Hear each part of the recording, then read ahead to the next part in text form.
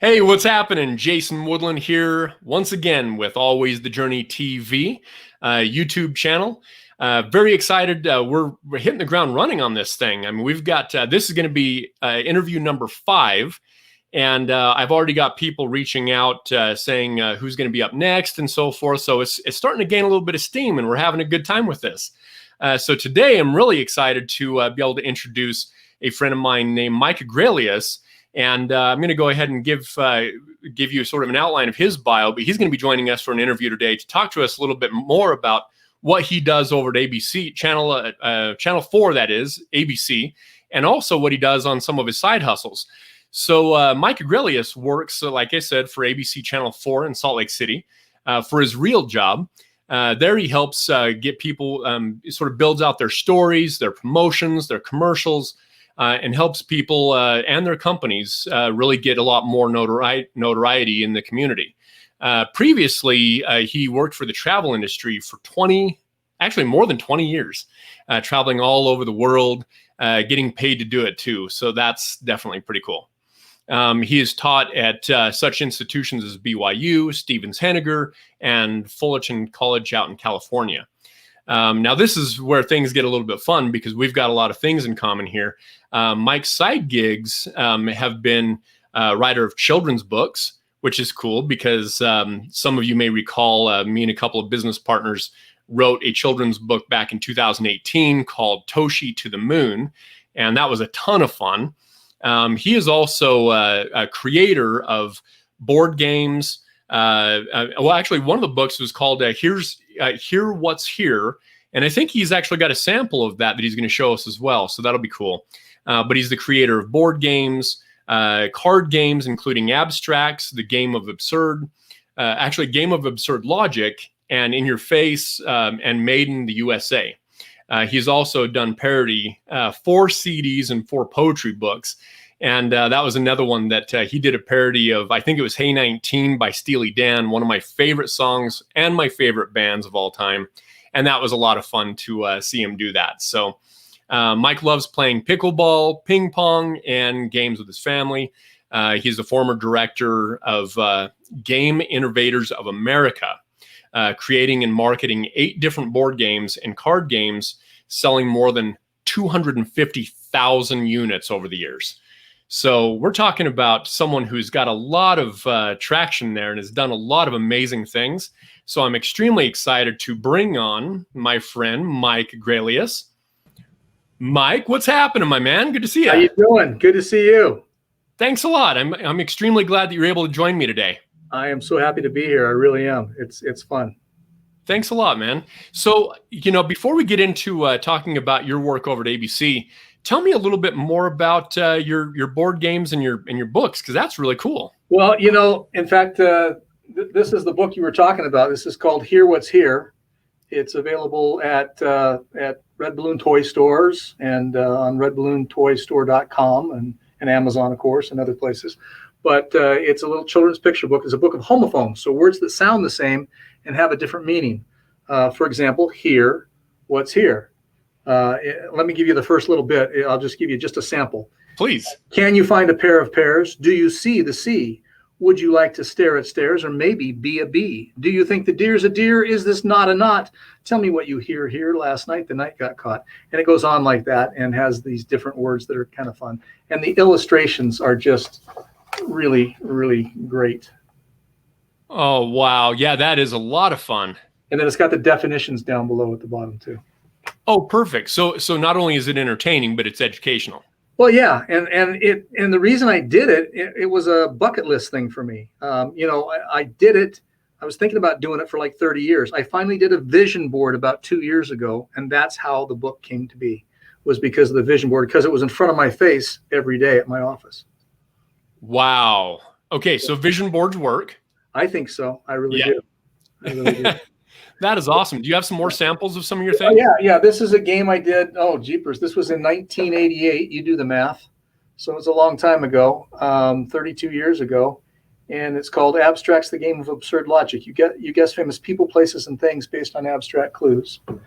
This came out, this is In Your Face, a little card game. It's kind of like Uno on steroids. So instead of just when you do something mean to somebody else, then they can play an in your face card and say, no, in your face, you draw the 3 cards or you lose the turn or whatever, you know. And if you have an in your face card, you can go back and forth, and little kids just love saying in your face to adults. So exactly. Here's a game. I don't know when this is going to be aired, but this is a game that is especially for veterans and for those in the military and first responders. That's a game I made up the day after 9/11. I was the director of Game Inventors of America then, and I thought, well, I make up games. That's how I show my tribute. And so yeah, I created on 9/11, and the next year it was out, and it's a great stocking stuffer and great for veterans and for the 4th of July too. How do people get a hold of any of these products? Red Balloon Toy Store. That's one of the best places. This in your face game and abstracts are currently out of print. Abstracts is going to be coming out as an app here pretty soon. I've partnered up with some people, and we're going to have it as an app that you can play as a party game, and so that'll be kind of fun. Oh wow, that sounds amazing. Do you have anything else that you want to share there? You've got a book of poetry. I've got several books of poetry. These are the little poetry books I did. This one's called Why Wait Till I'm Dead? Buy this book now. I did another book before this called this one's called Buy One Get One Free. The other one's called Why Wait Till I'm Dead? Buy this book now. And this was my follow-up to that one. And these are 2 hardbound ones. One's called Comes a Poet, and one's called Beyond the Laughter. I did stand-up comedy back when I was in college, and so that's why Beyond the Laughter. And I did some satirical things too. So that's cool. Okay. Yeah. Do you still do any kind of stand-up at all? Oh no. I quit a long time ago. I was on the same billing with a guy named Louis Anderson. He's a kind of a famous comedian guy, and he was so good. He just killed it. And I went before him. I'm glad I went before him, because if I would have gone after him, it would have been a disaster. But I stopped after that. He was so much better than me. Oh wow! I won't get into it at all. But my grandfather many years ago used to work for Jimmy Durante out in Hollywood. Oh wow! Yeah. That's great. So when I was in New York City, I lived literally next door to George Carlin's mom, and she said, yeah, Georgie grew up in this right here. He used to play stickball down on the street right out there on Amsterdam Avenue. So yeah. I've seen George Carlin live before he passed, and it's a treat. Yeah. I saw him. I was at a place in Long Island when he was doing his 7 Dirty Words, and I sat right next to his mom. Well, he did that. I said, "How do you feel about that bit?" She says, "I don't care for it that much." Yeah, that's a little awkward, isn't it? Yeah. That's great. So, Mike, I'm way excited to learn a little bit. Actually, not a little bit, a lot more about what you do at ABC4. So first of all, I want to know, like, what inspired you to get involved with ABC4 and what you're doing all to begin with? It was way back when I was at BYU the first time around, before I taught there. I was looking at different majors. I always thought I should be a business guy, and then I'll tell you, I decided to switch, midstream, and my roommate and I signed up for advertising because it looked more fun. And so we both graduated in advertising.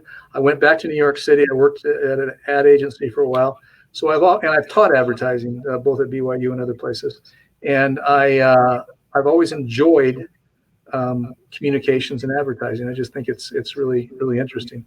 And so it was actually after I did this little children's picture book, and I was on Good Things Utah myself as a guy being on there talking about the book. And afterwards, I went upstairs to see my friend who's the general manager here at ABC4. And he said, "How did it go?" And I said, "Great, except I forgot to mention that my book's going to be on sale over at Hale Center Theater during Seussical the Musical." He said, "Oh, who do you know at Hale Center Theater?" I said, "No one." He said, "Well, how did you get the book at Hale Center Theater?" I said, "I picked up the phone. I made a few phone calls. It wasn't tough." He said, "You want a job?" So anyway, I do know a lot of people in the market. I have worked at like I said, like you said, at other travel agencies and stuff like that. And I also worked helping small businesses get an idea of what the value of their business was, how to improve upon that value and how to prepare for an exit. So I had a lot of business contacts, and they thought that was pretty valuable to have that too. Yeah, that is really cool. And your office is in the downtown area, I'm assuming, right? Well, we're out at about, it's close to 1700 South and Redwood Road. So. Oh yeah, that's right. That's right. You'll see the big flag from the 215 freeway there. Yep, exactly. Yep. Nice. Mike, tell us a little bit more specifically about what you do there. What is your business there? You know, I tell people that I help them tell their story, and that's the number one thing. Sometimes people forget, and that's why how we met through networking, and I love that, is you really don't care about somebody until you know a little bit about them. Yeah. You know their story, you know their background, you know things like the fact that I write books and stuff like that. You've got to have a little bit of a story, and it's hard to do in 30 seconds. There's no doubt about that, but we sell 30-second spots. We sell 1-minute spots. We sell 2-minute spots. One of my favorite things that we do here is we do the Good Things Utah, which is the #1 lifestyle show in the state of Utah. And that's 3 to 4 minutes where you supply us with the talking points that you want to cover, and we ask you those kinds of things. And people get to know you in the first 30 seconds, which is usually all you have. But now they get to know you a little bit, and because there's some interaction with our hosts and things like that, then all of a sudden you're able to get some rapport with the viewing audience. They trust you a little bit more than if it's just I'm going to sell you something. I got to know this person. He was a nice person. She was a nice person. I think I could buy something. In fact, I have a little story for you. Please. I was just talking to somebody, and somebody else that was not even in the conversation said, "You're with ABC4?" And I said, "Yes, I am." He said, "Good Things Utah?" I said, "Yes, sir." He said, "I hate you." I said, "I don't even know you. I'm sorry. Why do you hate me?" He said, "Because my wife will buy anything that those ladies on Good Things Utah says that they should buy." And it's true. They have a tremendous following, and it's great. So that is awesome. Can you tell us a little bit more about the viewership as far as numbers go for Good Things Utah? You bet. I mean, I used to say before COVID, I would say it's primarily women, about 90%, women, 95% women, somewhere like that. And that's what we thought it was. But these days with COVID going on, more people are watching TV and have TV in the background. More men lately have told me, "Oh yeah, I've seen Good Things Utah." And yeah, and just because their wives have it on usually if they're at home working, and even, but it's primarily women.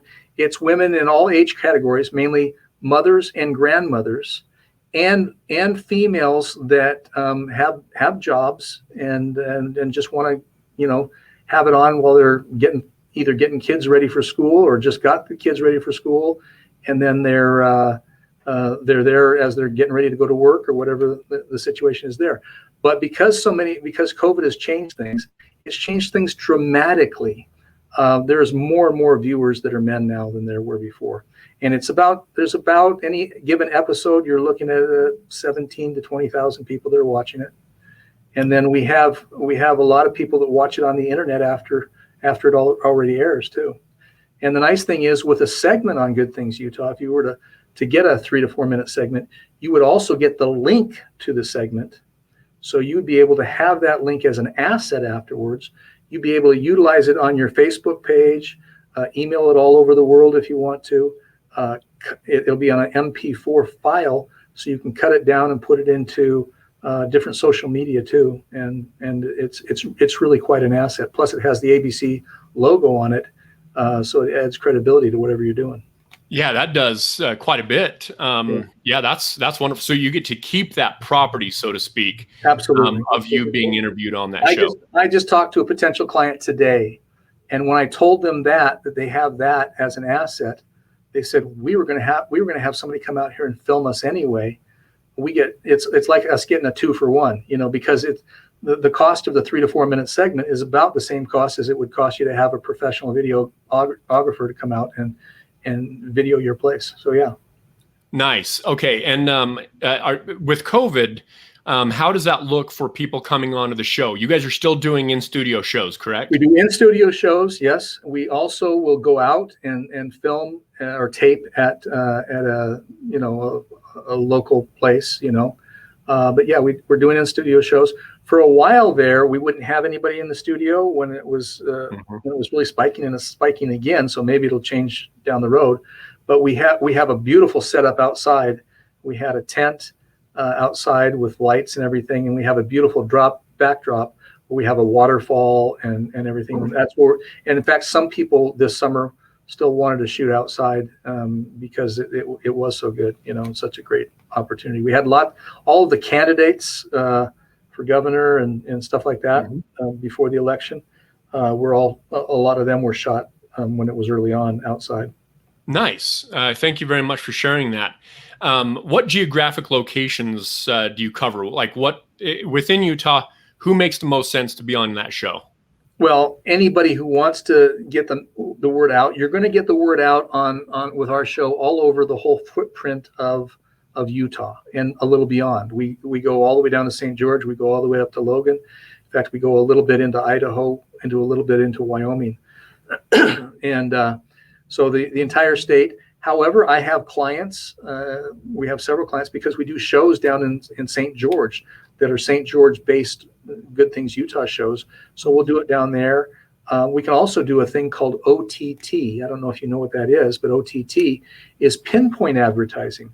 So you can pinpoint in certain geographic areas, certain economic level areas and stuff like that, and pinpoint your advertising almost like direct mail, only it's with TV, and it goes onto those TV sets. So it's quite advanced and quite wonderful that way. Okay, so you can do some pretty targeted kind of stuff. You can do targeted things. Yep, it depends on what your budget is for it. Yep. That is wonderful. Okay, great. Mike, tell me what does your perfect client look like? If someone were to refer you business, what does that range look like? Anything from a car dealer to just somebody getting ready to open up a new shop. One of the potential clients that I talked to today is just opening up a brand new bakery. So it's literally a bakery up to, car dealerships and stuff like that. But yeah, it is a used car dealership would be great. Doctors, I've got plenty of doctors.